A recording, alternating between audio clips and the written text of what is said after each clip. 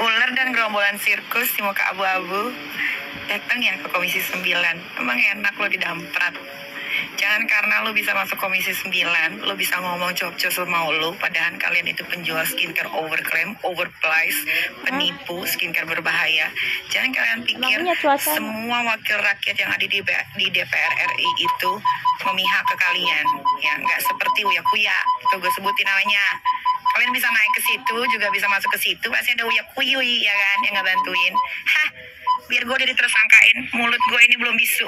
Gue akan terus menyuarakan kebenaran. Gue akan terus menyuarakan dan membela rakyat jelata yang ikut-ikutan FOMO, uangnya habis nggak kepugu buat beli skincare overclaim yang nggak ada manfaatnya, apalagi skincare berbahaya. Apa loh? Jangan salfok sama muka gue yang tembem, karena ini gue habis cabut gigi sama gue bikin rahang biar caem tuh, jadi agak tembem. By the way, lupakanlah tentang pipi tembemku. Ada yang saya happy ya, udah ditersangkain. Gue udah tahu ini tuh kasus mau dibawa kemana. Mau gue bener juga gue pasti ditersangkain. Target kalian mau tahan gue kan? Tahan lah, nanti gue bawa koper, gue bawa baju, gue prepare biar gak bolak-balik ya. Gue tuh bukan penjahat, jadi gue santai. Kalian lah penjahat sesungguhnya. Lagian kalau mau bikin tumpeng, jangan kecil-kecil amat, terlalu imut, sakit hati gue.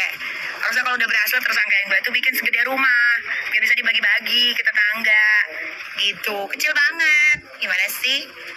Duitnya belum habis kan, masih banyak. Bikinlah serumah, bagi-bagiin, atau bikin apa gitu. Biar gue juga bangga gitu ditersangkakan. Tapi gue bangga sih, karena gue menyuarakan kebenaran. Itu belum berakhir, itu baru mulai. Be ready sayang.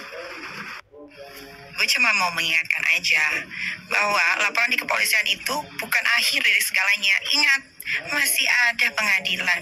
Sampai gue tidak terbukti bersalah. Aja dulu. Just information nih guys ya. Gue udah menandai nama-nama yang nanti kalau ini selesai, kalian yang bakal merasakan apa yang sudah kalian perbuat kepada saya. Pengen kayak suara nenek lampir, nggak bisa guys. Ya, kita ikutin aja dulu permainan mereka. Mereka pikir kita bisa ini bodoh kali ya. Lu yang nyari gua, ingat, lu yang nyari gua. Dan gue tidak pernah berhubungan sama lu. Gue gak mau kenal sama lu, najis. Lihat muka lu aja gue gak mau. Tapi gak apa-apa. Namanya juga jagoan.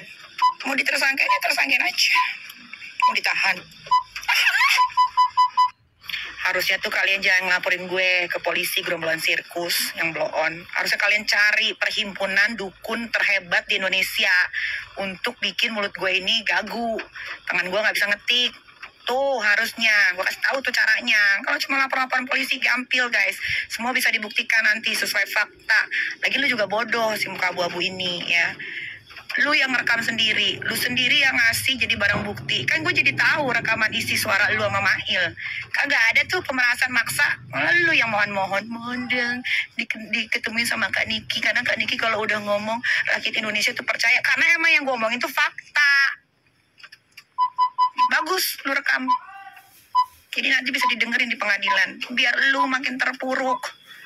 Gak usah lu jualan lagi skincare. Lu jualan aja singkong kek, ubi kek, gayung kek, apa serah deh. Atau lu jualan lotion pemutih kek, badan lu tuh abu-abu.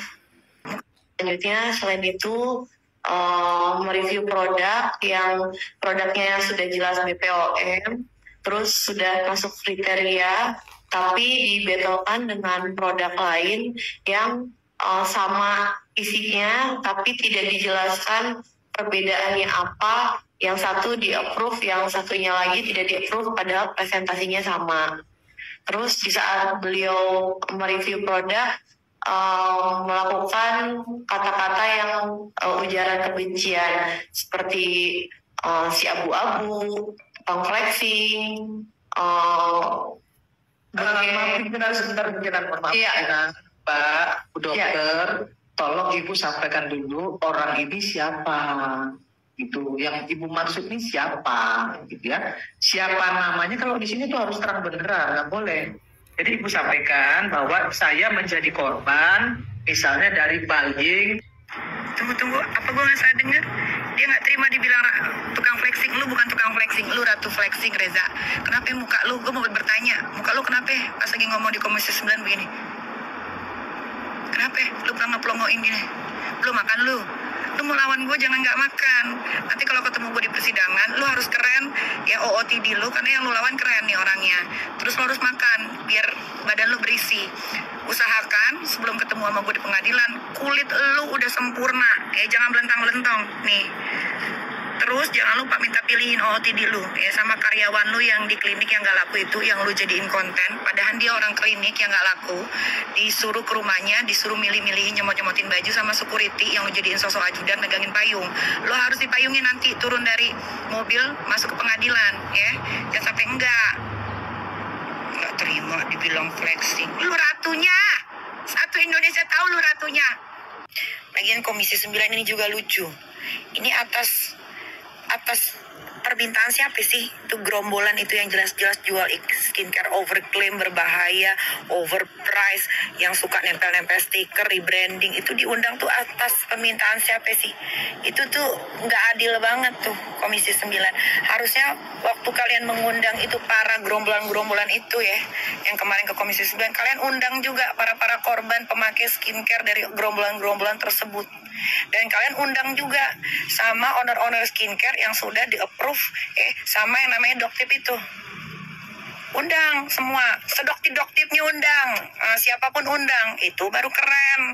Jadi kita bisa tahu, bisa tahu terang benderang apa sih masalahnya dengan skincare ini ya, yang pada ngambil keuntungan banyak banget tapi pada nipu, pada bohong, pada branding cuma pakai stiker-stiker tanpa BPOM. BPOM juga apa sih kerjanya, bingung gue. Nah, kepada bapak-bapak penegak hukum di Indonesia, coba bapak nonton deh pak, itu siaran ulang yang Komisi 9 manggil gerombolan penjual skincare berbahaya, overclaim, overprice, dan suka nempel-nempelin produk orang seolah-olah produk dia tanpa ber-BPOM. Bapak dengerin baik-baik ya. Ibu Irma jelas bilang ini harusnya masuknya ke ranah penegak hukum. Kenapa penegak hukum di Indonesia ini harus ada yang melaporkan dulu baru ditindaklanjuti? Itu juga kalau yang melaporkan orang-orang biasa, itu ditindaklanjutinya mungkin berbulan-bulan, bertahun-tahun. Hanya Nikita Mirzani aja yang ekspres secepat awan kinton, Pak, ya. Sampai 2 minggu, dipanggil tanggal 6 Februari, nggak sampai 2 minggu, naik tersangka, Pak. Dan roman-romannya kayaknya bakal ditahan ini, nggak apa-apa, tahan aja. Gue mah ikhlas-ikhlas aja, ya kan. Masih ada pengadilan, tapi coba Bapak dengerin, ya, supaya juga Bapak dengerin keluh kesah masyarakat, Pak. Yang kemarin tuh, yang datang ke Komisi 9, itu adalah gerombolan sirkus yang sakit hati sama Nikita Mirzani. Sakit hati karena ucapan Nikita Mirzani itu bener, ya. Gak ada yang gua karang-karang. Memang lu penipu, memang lu penjual skincare berbahaya, skincare overclaim, skincare overprice, tukang rebranding barang orang seolah-olah itu barang lu. Malah ada yang rebranding skincare malah tidak ber-BPOM. Emang betul, sakit hati lu ngadu ke DPR, lucu. Sakit hati lu ngadu ke Polda, lucu. Ada masuk orang ke DPR Komisi 9 gerombolan sakit hati ini kita Mirzani. Apalagi lakinya si Ratu flexing tuh, ditanya pelengok nggak laki nggak bini, pelengok ngomong hehehe.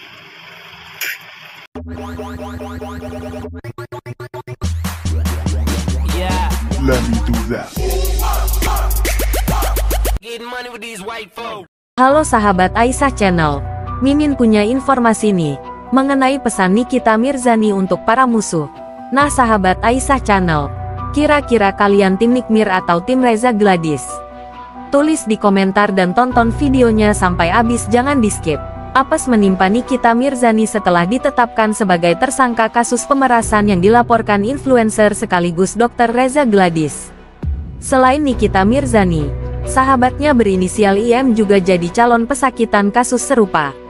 Kabar ini disampaikan Kabid Humas Polda Metro Jaya, Kombes Pol Ade Arisyam di Jakarta, Kamis tanggal 20 Februari tahun 2025. Penetapan status tersangka dilakukan tim penyidik di Tresiber Polda Metro Jaya, berdasarkan bukti yang cukup dan hasil gelar perkara. Berdasarkan surat panggilan nomor SPGL 101 IIRES 2.5 2025 di Tresiber terhadap tersangka IM dan surat panggilan nomor SPGL 102 IIRES 2.5 2025 di Tresiber terhadap tersangka NM. Jadwal pemeriksaan keduanya hari ini, pukul 13, katanya. Tak lama setelahnya, Nikita Mirzani merespons status tersangka kasus pemerasan yang melekat padanya. Bintang film Nenek Gayung berterima kasih atas dukungan banyak pihak yang menyemangati setelah kabar tak sedap ini tersiar. Dan aku juga mau ngucapin banyak-banyak terima kasih buat orang-orang yang tidak kukenal, yang sudah support aku sedemikian rupa. Terima kasih banyak, aku cuma bisa berterima kasih, ujar Nikita Mirzani. Buat orang-orang yang merasa happy atau senang karena tahu hari ini aku ditetapkan jadi tersangka, selamat bersenang-senang menikmati kebahagiaan kalian. Aku kerja dulu, ucapnya dalam video yang diunggah di Instagram Stories kemarin. Hari yang sama, Fitri Salhuteru yang kini bermusuhan dengan Nikita Mirzani menyampaikan pernyataan sikap. Menurutnya, inilah alasan mengapa akhir-akhir ini diam di medsos. Semata karena Fitri Salhuteru sudah tahu dan tak ingin bahagia di atas derita orang lain. Semarah dan sebenci apapun saya, pantang buat saya bahagia di atas derita orang lain. Dengan kejadian ini, Allah lah Maha Pemberi petunjuk dan sebaik-baiknya pemberi balasan. Fitri Salhuteru menulis dengan latar hitam polos. Baginya, status tersangka Nikita Mirzani jawaban dari semua tuduhan dan fitnahan terhadapnya selama ini. Fitri Salhuteru curhat, selama 2 tahun terakhir dituduh dalang sekaligus penyebab Nikita Mirzani selalu berurusan dengan hukum. Selama itu saya diam dan sampai akhirnya melawan hanya untuk meluruskan kebiadaban semua tuduhan. Semoga apapun yang terjadi dapat memberikan pelajaran baik buat Niki. Fitri Salhuteru menambahkan. Ia berharap kejadian ini jadi contoh pengguna medsos agar hati-hati dalam bermedsos dan jangan kerap menebar tuduhan tak berdasar kepada orang lain. Unggahan ini ramai direspons netizen tanah air. Nah sahabat Aisyah Channel, itulah informasi mengenai Nikita Mirzani. Bagi kalian yang baru mampir ke channel ini, jangan lupa untuk menyempatkan sekedar menekan tombol subscribe, suka, dan komentar. Mimin ucapkan terima kasih dan sampai jumpa.